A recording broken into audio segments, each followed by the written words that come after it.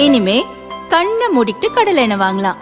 ஏன்னா மந்த்ரா கடலை எண்ணெய் இதயத்தின் தயாரிப்பு. வறுக்க பொரிக்க ஏன் எல்லா சமையலுக்கும் மந்த்ரா தான். மந்த்ரா கடலை எண்ணெய், அபார ருசி, ஆரோக்கியமான உடல் நலம். தமிழகத்தில் பெண்களுக்கு எதிரான குற்றங்களை தடுக்க தவறிய திமுக அரசை கண்டித்த தேசிய ஜனநாயக கூட்டணி கட்சிகள் சார்பில் தமிழகம் முழுவதும் ஆர்ப்பாட்டம் நடந்தது. தஞ்சாவூரில் அமமுக பொதுச் செயலாளர் டிடிவி தினகரன் பேசினார். அதிமுக தொண்டர்கள் பிரிந்து கிடந்ததால் விபத்து போல வருவதுதான் திமுக ஆட்சி என்றார்.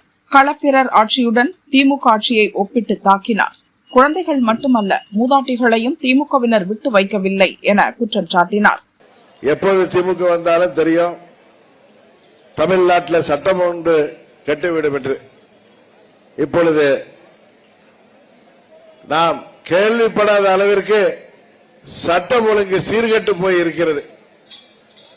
திமுகவின் நிர்வாகிகள், திமுகவை சேர்ந்தவர்கள் அல்லது திமுகவின் பின்புலத்தோடு இன்றைக்கு சமூக விரோத செயல்களும், மணல் கடத்தலாக இருந்தாலும் சரி, கனிமவள கொள்ளையாக இருந்தாலும் சரி, எந்த ஒரு சட்டவிரோத செயலையும் தட்டி கேட்பவர்கள் சாமானியர்களாக இருந்தாலும் சரி, அதிகாரிகளாக இருந்தாலும் சரி, சமூக ஆர்வலராக இருந்தாலும் சரி, அவர்கள் எல்லோரும் கொலை செய்யப்படுகின்ற அளவுக்கு, அவர்களை உயிரை அச்சுறுத்துகின்ற அளவிற்கு இந்த ஆட்சியிலே ஒரு காட்டாட்சியாக இந்த ஆட்சி நடைபெற்றுக் கொண்டிருக்கின்றது. நான் தொடர்ந்து சொல்லி வருவது போல, முதல்வரின் குடும்பத்தை தவிர இன்றைக்கு தமிழ்நாட்டில் யாருக்கும் பாதுகாப்பு இல்லாத சூழ்நிலை. நாம் எல்லாம் படிப்போமே, பெரியவர்கள் சொல்வார்களே, நரகம் என்று சொல்வார்களே, நாம் எல்லாம் உயிரோடு இருக்கின்ற பொழுதே நரகத்தை அறிவிக்கின்ற ஆட்சியாக இந்த ஆட்சி இன்றைக்கு நடைபெற்றுக் கொண்டிருக்கின்றது. 21 நாங்கள் எல்லாம் அம்மாவின் பிள்ளைகள் எல்லாம் பிரிந்து கிடந்த காரணத்தினால் விபத்தை போல இந்த ஆட்சி தமிழ்நாட்டிலே வந்துவிட்டது. எப்படி புரட்சி தலைவர் அவர்கள் மறைந்த பிறகு அன்றைக்கு புரட்சி தலைவரின் தொண்டர்கள் பிரிந்து கிடந்த பொழுது ஒரு விபத்தை போல திமுக ஆட்சி வந்தது. 2 ஆண்டுகளில் இந்திய இறையாண்மைக்கே எதிராக செயல்பட்ட காரணத்தினால் அந்த ஆட்சி அன்றைக்கு தூக்கி எறியப்பட்டு 91 மீண்டும் புரட்சி தலைவரின் தொண்டர்கள் அம்மா அவர்கள் தலைமையில் ஒரே கட்சியாக அன்றைக்கு இணைந்த பிறகு 91 மாபெரும் வெற்றி பெற்று திமுக என்ற அந்த தீய சக்தியை ஆட்சியை விட்டு அகற்றுகின்ற சூழ்நிலை ஏற்பட்டது. இன்றைக்கு காலம் திரும்பி இருக்கின்றது. அம்மாவின் பிள்ளைகளாகிய நாங்கள் எங்களுக்குள் இருந்த கருத்து வேறுபாடுகளால் பிரிந்து இருந்தோம். 21 திமுக மீண்டும் இங்கே ஆட்சிக்கு வந்துவிட்டது. புரட்சி தலைவர் அவர்கள் திமுகவையும் அதை சேர்ந்தவர்களையும் தீய சக்தி என்று அன்றைக்கு சொன்னது, அது 50 ஆண்டுகளை கடந்தும் அது உண்மை என்பதை இன்றைக்கும் நிரூபித்துக் கொண்டிருக்கிறார்கள். 2 வயது பச்சிளம் குழந்தையில் என்ன ஆபாசத்தை பார்த்தார்கள் என்று தெரியவில்லை. ஒரு திமுக நிர்வாகி 2 வயது பச்சிளம் குழந்தையை கூட விட்டு வைக்காமல் இன்றைக்கு அவர்கள் பாலியல் தொல்லை கொடுத்து அதை கொலை செய்திருக்கின்றார்கள் என்றால் அவர்கள் எல்லாம் ஒரு தாய் வயிற்றில் பிறந்தவர்களா, இல்லை காட்டு பிராண்டிகளா, இல்ல மிருகங்களா என்று கேட்கின்ற அளவிற்கு இன்றைக்கு தமிழ்நாடு வேதனைப்பட்டுக் கொண்டிருக்கிறது. எங்கு பார்த்தாலும் பச்சிளம் குழந்தைகள், பள்ளி செல்கின்ற சிறுமிகள், கல்லூரி செல்கின்ற மாணவிகள், இன்னும் வீட்டிலே தனியாக இருப்பவர்கள், ஏன் வயது முதிர்ந்த மூதாட்டிகள் கூட இன்றைக்கு பாலியல் வன்கொடுமைக்கு உள்ளாகி கொலை செய்யப்படுகிறார்கள். வீட்டிலே தனியாக யாரும் இருக்க முடியவில்லை. காவல்துறை இன்றைக்கு இருக்கிறதா என்கிற நிலைமையே இன்றைக்கு இருக்கிறது. காவலர்களே கேவலம் கஞ்சா போன்ற போதை வசதிகளை விற்கின்ற சூழ்நிலை இந்த தீயவர்கள் ஆட்சியிலே தமிழ்நாட்டிலே விளங்கிக் கொண்டிருக்கின்றது. எங்கும் கொடுமை. இது போன்ற கொடுமையை கேள்விப்பட்ட இதில்லை என்கிற அளவிற்கு முன்னெல்லாம் சொல்வார்கள், நமது தமிழ்நாட்டிலே களப்பிரர்கள் என்கிற ஒரு திருடர்கள் கூட்டம் தமிழ்நாட்டை ஆட்சி செய்து அன்றைக்கு சேர சோழ பாண்டியர்களை எல்லாம் கொரில்லா முறையிலே போர் தர்மத்தை தாண்டி அவர்கள் தாக்கி அன்றைக்கு தமிழ்நாட்டை அடிமைப்படுத்தி வைத்திருந்தார்கள். அந்த 300 ஆண்டுகள் தமிழ்நாட்டின் இருண்ட காலம் என்று வரலாற்றிலே அன்றைக்கு பதியப்பட்டிருக்கின்றது. அதுபோல திமுக எப்பொழுது ஆட்சிக்கு வந்தாலும் அது தமிழ்நாட்டு மக்களுக்கு எதிரான ஆட்சியாகத்தான் இருக்கும். எப்பொழுதெல்லாம் அம்மா அவர்கள் மீது தவறான பொய் பிரச்சாரங்கள் செய்யப்படுகிறதோ அம்மா அவர்கள் ஆட்சி மீது அப்பொழுது மக்கள் ஏமாந்து அவர்களை ஆட்சியிலே அமர்த்தினார்கள். ஆனால் மீண்டும் அவர்களை அடுத்த 5 ஆண்டுகளிலே அவர்களை ஆட்சி பொறுப்பிலிருந்து தமிழ்நாட்டு மக்கள் துரத்தி எறிந்தார்கள். அவர்களை பொறுத்தவரை ஆட்சியில் இருந்தால் போதும் என்பதுதான் அவர்களின் ஒரே எண்ணம். தமிழ்நாட்டை கொள்ளையடிக்க வேண்டும். இன்றைக்கு அனைத்து துறைகளிலும் ஊழல், எந்த துறையிலுமே ஊழல் இல்லாத துறையே இல்லை என்கிற அளவிற்கு தமிழ்நாடு முழுவதும் ஊழல் குற்றச்சாட்டுகள் வழக்குகள் அவர்கள் மேல் பாய்கின்ற சூழ்நிலை. அவர்களின் அமைச்சர்கள் இன்றைக்கு பயந்து கொண்டிருக்கிறார்கள். எப்படியாவது அவர்கள் வெற்றி பெற வேண்டும், இல்லை என்றால் அங்கே உள்ள அனைவருமே சிறைக்கு செல்லக்கூடிய சூழ்நிலை தான் இருக்கிறது. இப்பொழுதே பார்த்தீர்கள், திருச்சியை சேர்ந்த அமைச்சர் வேலை வாய்ப்பிற்காக பல ஆயிரம் கோடி ரூபாய் ஊழல், டிரான்ஸ்பருக்கு ஊழல் என்று கிட்டத்தட்ட 2500 கோடி ரூபாய் ஊழலை அமலாக்கத்துறை என்கிற ஈடி கண்டுபிடித்து முதலமைச்சரிடம் அனுப்பி வழக்கு தொடருங்கள் என்றால் அவர்கள் மௌனம் காக்கிறார்கள். ஏனென்றால் அந்த பணம், அந்த 2500 கோடி என்பது ஒரு எடுத்துக்காட்டு, அமலாக்கத்துறையால் கண்டுபிடிக்கப்பட்டது. அந்த ஊழல் பணம் எங்கெல்லாம் செல்கிறது என்பது உங்களுக்கு தெரியும்.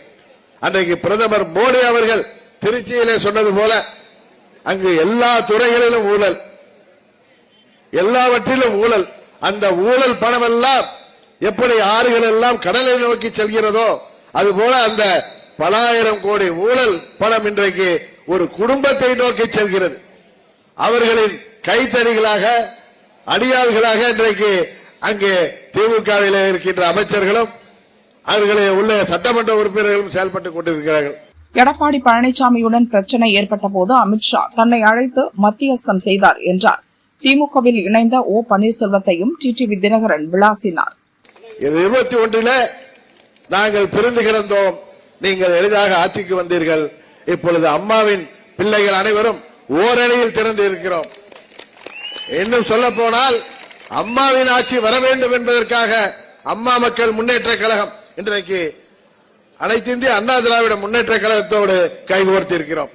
எந்த ஒரு கோரிக்கையும் எங்களிடம் இல்லை, எந்த ஒரு நிபந்தனையும் இல்லை.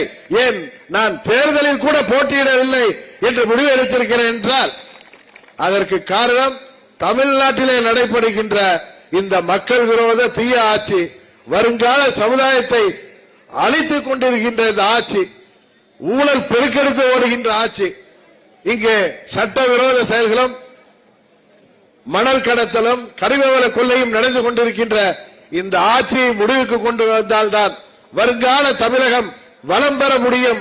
அதற்கு அம்மாவின் ஆட்சி தான் ஒரே வழி. அதற்காகத்தான் நாங்கள் அனைத்து இந்திய அண்ணா திராவிட முன்னேற்ற கழக தலைமையிலான கூட்டணியிலே இணைந்திருக்கிறோம்.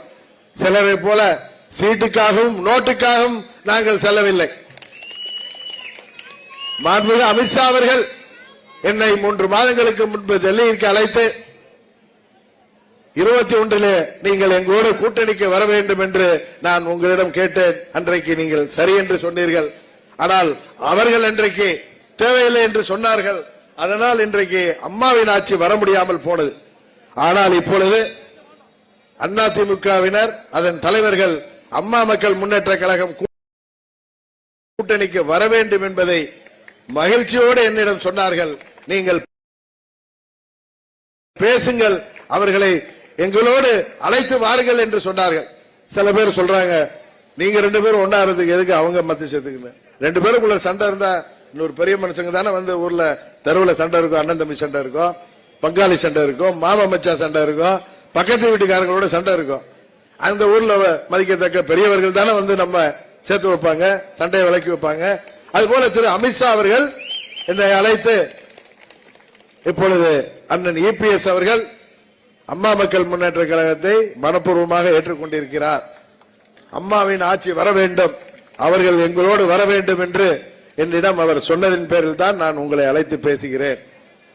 நீங்கள் என்ன சொல்கிறீர்கள் என்று கேட்டார்கள். நான் சொன்ன 21 சொன்ன அதே பதிலைத்தான் சொல்கிறேன். நான் உறுதியாக இந்த கூட்டணிக்கு வருகிறோம். எங்களுக்குள் இருந்த மன வருத்தங்களை எல்லாம் தூக்கி எறிந்துவிட்டு அம்மா மக்கள் முன்னேற்ற கழகத்தின் நலனும், அனைத்து இந்திய அண்ணா திராவிட முன்னேற்ற கழகத்தின் நலனும், ஏனென்றால் நாங்கள் எல்லாம் அம்மா வளர்த்த பிள்ளைகள்.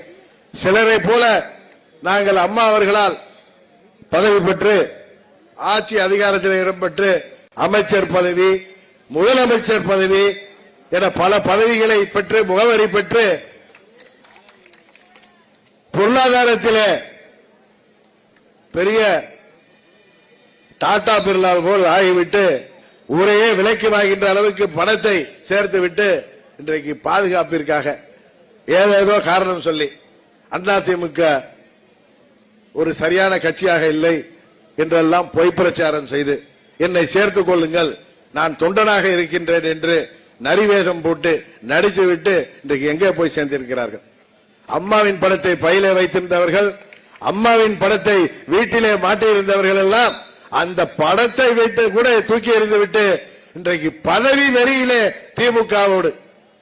புரட்சி தலைவர் எந்த இயக்கத்தை எதிர்த்து கட்சி ஆரம்பிச்சாரோ, அம்மா அவர்கள் எந்த இயக்கத்தை எதிர்த்து 30 ஆண்டுகளாக போராடினாரோ அந்த தீய சக்தி திமுகவிலே அண்ணா திமுகவினால் முகவரி பெற்றவர்கள் சட்டமன்ற உறுப்பினர்களாக, அமைச்சர்களாக, ஏன் முதலமைச்சர்களாக ஆனவர்கள் எல்லாம் அந்த தொண்டர்களுக்கு துரோகம் செய்துவிட்டு இன்றைக்கு என்ன உங்களுக்கு எத்தனையோ மனக்குறைகள் இருக்கலாம். நீங்கள் 3 மாதம் அமைதியாக கூட இருந்திருக்கலாமே. உங்களுக்கு என்ன வயதாகிறது? 35 வயது இளைஞர்களா? நீங்கள் நடக்க கூட முடியவில்லை உங்களால். மாதத்தில் 20 நாள் ஆஸ்பத்திரியில் சிகிச்சையில் இருக்கிறீர்கள். ஆனால் உங்களுக்கு ஏன் இப்படி ஒரு பதவி வெறி? இது அம்மாவின் தொண்டர்களாகிய அனைவருக்கும் இது ஏதோ உங்களை நான் தரக்குறைவாக சொல்வதற்கு சொல்லவில்லை, மன வருத்தத்தில் சொல்கிறேன். உங்களோடு பழகியவன் என்கிற முறையிலே சொன்னேன். எங்களுக்கும் எத்தனையோ மனக்குறைகள் இருந்தது, எத்தனையோ வருத்தங்கள் இருந்தது. தனி இயக்கம் கண்டோம். ஆனால் இந்த 8-9 ஆண்டுகளிலே ஒரு நாள் கூட நாங்கள் அம்மாவின் ஆட்சிக்கு எதிராக இருந்ததில்லை. பல பேர் ஊடகங்களிலே இவர்கள் சட்டமன்ற உறுப்பினர்களை வைத்துக் கொண்டு கவிர்க்க பார்க்கிறார்கள் என்று சொன்னார்கள். என் கூட ரங்கசாமி என்ன நிற்கிறார். ஒரு நாள் கூட அந்த நினைப்பு எங்களுக்கு இல்லை. சட்டமன்ற உறுப்பினர்கள் கவர்னரிடம் எதற்கு சென்றார்கள் என்பது அனைத்து இந்திய அண்ணா திராவிட முன்னேற்ற கழகத்திலே உள்ளவர்கள் அனைவருக்கும் தெரியும். எதற்கு இதெல்லாம் சொல்கிறேன் என்றால், இன்றைக்கு அம்மாவின் தொண்டர்கள் ஓர் அணியிலே இணைந்து விட்டோம் என்கிற பயத்திலே திமுக இங்கே இருந்து சென்றவர்கள், இன்னும் பல பேர் இரட்டையிலே போட்டியிட்டு வேற பூனைப்படை எல்லாம் நடத்தியவர்கள் இன்றைக்கு வேறு கட்சிகளாக இருந்தாலும் அவர்கள் இரட்டையிலே போட்டியிட்டு 16ஆம் ஆண்டில் 2016 சட்டமன்ற உறுப்பினர்களாக அம்மாவால் அடையாளம் பெற்றவர்கள், முகவரி பெற்றவர்கள் இன்றைக்கு அங்கே சேர்த்து கொண்டு அவர்களை தூண்டிவிட்டு நமது இணைப்பை